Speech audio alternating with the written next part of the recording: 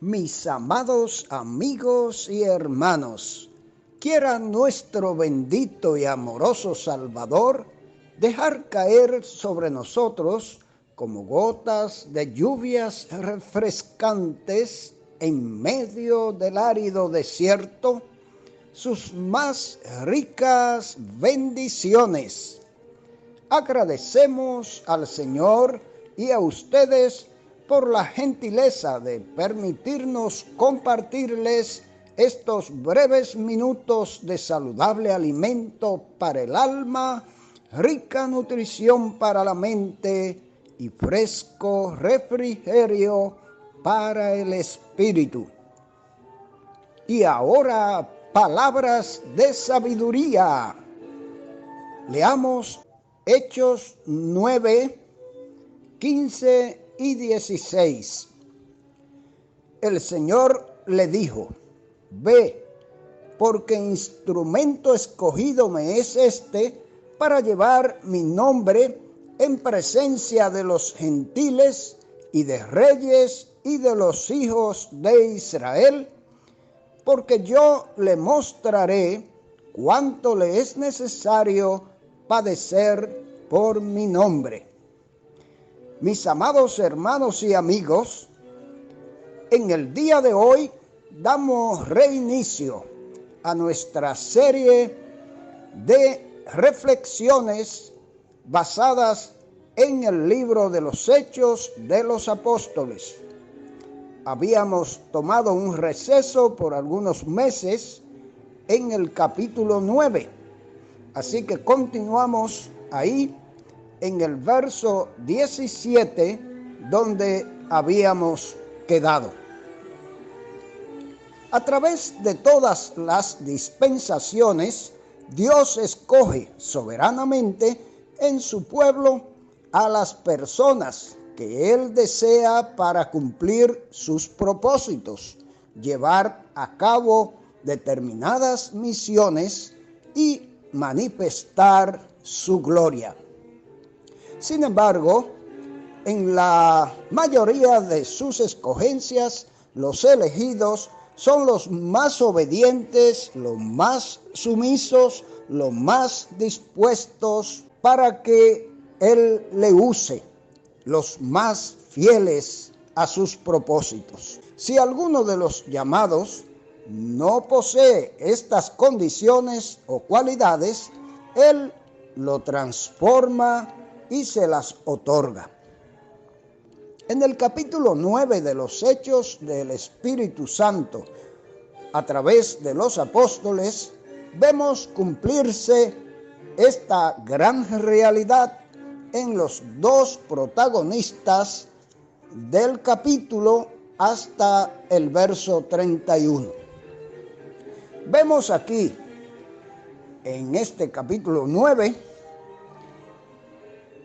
al siervo Ananías de Damasco, que de un simple discípulo, desconocido hasta ese momento, su obediencia, sumisión y disposición con fidelidad, aunque con temor justificado al principio, pasa a la notoriedad de ser el primer cristiano que socorre, estimula, provee y apadrina a un personaje del relieve o calibre del apóstol Pablo.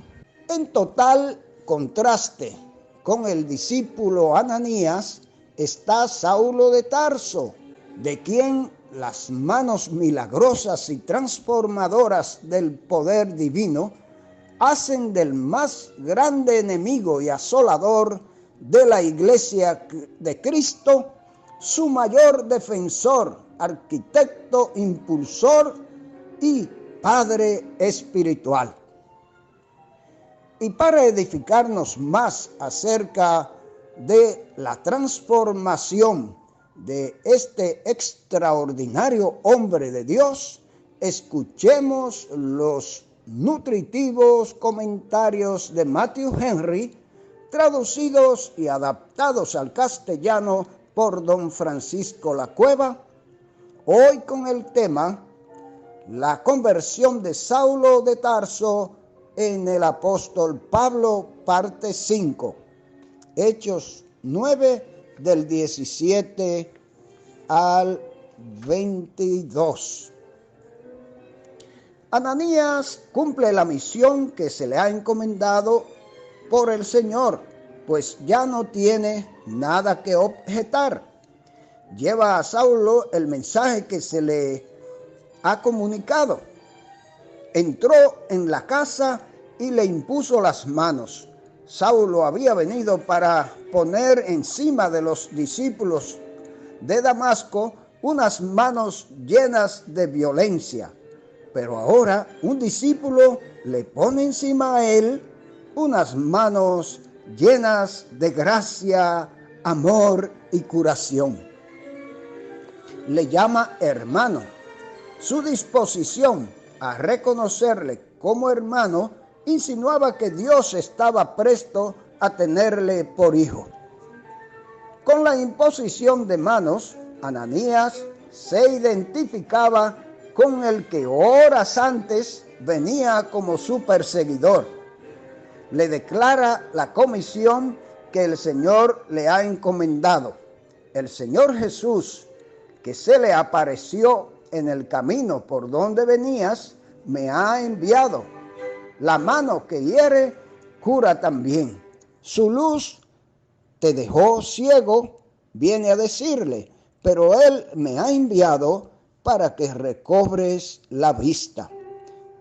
No hay que aplicar corrosivos, sino lenitivos. Le asegura que no solo recobrará la vista, sino que también será lleno del Espíritu Santo. Ananías vio el buen resultado de su misión en el favor que Cristo dispensó a Saulo con las palabras de Ananías. Salió de su confinamiento al recobrar la vista, y al momento cayeron de sus ojos como escamas. La curación fue súbita para mostrar que era milagrosa, significando además que salía de la ceguera espiritual de su condición farisaica, abiertos los ojos por la gracia, y de la oscuridad de sus temores actuales. Cayeron de sus ojos las nubes y brilló en su alma el sol de justicia y trajo curación en sus alas. En la sumisión de Saulo a Cristo, se levantó y fue bautizado, con lo que se sometió visiblemente al gobierno de Cristo, poniéndose enteramente en manos de la gracia de Dios. Saulo es ahora un discípulo de Jesús de Nazaret. No solo cesa de oponerse a él, sino que se dedica enteramente a su servicio. La buena obra que ha sido comenzada en Saulo avanza de manera admirable. Recibe fuerza corporal. Había ayunado por 3 días, lo que le había debilitado notablemente, pero habiendo tomado alimento, recobró fuerzas. El Señor es para el cuerpo y por tanto hay que cuidarlo debidamente a fin de que sirva al alma lo mejor posible en el servicio de Dios. Se asocia con los discípulos que había en Damasco. Antes de llegar allá, respiraba amenazas y muerte contra ellos, pero ahora respira amor y afecto hacia ellos. Los que toman a Dios por Padre, toman a sus hermanos como sus hermanos, a todos sus hijos. Así hacía pública confesión de su fe cristiana y se declaraba abiertamente discípulo de Cristo. Y enseguida se puso a predicar a Cristo en las sinagogas. Estaba tan lleno de Cristo que el Espíritu le constreñía a predicarlo a otros. y lo predicaba en la sinagoga de los judíos. Allí es donde predicaban contra Cristo y castigaban a los discípulos de Cristo. Allí es donde ahora Saulo confronta a los enemigos de Jesús de Nazaret, en el lugar donde más se odiaba, se le atacaba y le perseguía. Ahora allí él está proclamando y defendiendo a Jesucristo. Desde el momento en que Saulo comenzó a ser predicador del Evangelio, ya no quiso predicar otra cosa sino a Cristo y a este crucificado y resucitado con poder para la gloria de Dios, diciendo que este era el Hijo de Dios, título mesiánico, como se ve por la sinonimia con el Cristo o Mesías del versículo 22. Vemos también el efecto que su predicación hacía en quienes le oían. Estaban atónitos y decían: ¿no es este el que perseguía, destruía en Jerusalén a los que invocaban este nombre? ¿No había venido acá a eso, para arrestarlos y llevarlos presos ante los principales sacerdotes? ¿Quién podía pensar entonces que había de predicar jamás a Cristo como lo hace? Este milagro llevado a cabo en la mente de este hombre superaba con mucho a todos los milagros en los cuerpos humanos. Y darle a este hombre un corazón nuevo de tal clase era mucho más que darles a los hombres el hablar en otras lenguas.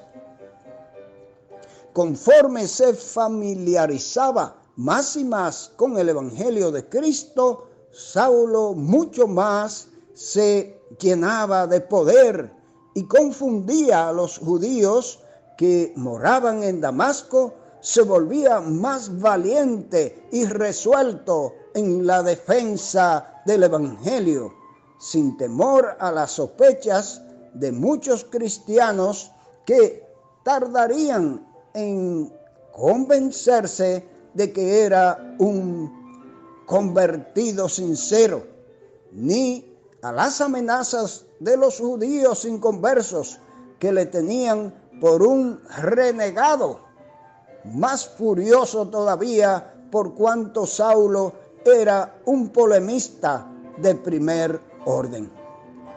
Se ve que muchos fueron convertidos por la predicación de Saulo, pues en el versículo 25 se nos habla de sus discípulos, lo que demuestra, como dice Trenchard, que algunos le consideraban ya como su padre espiritual.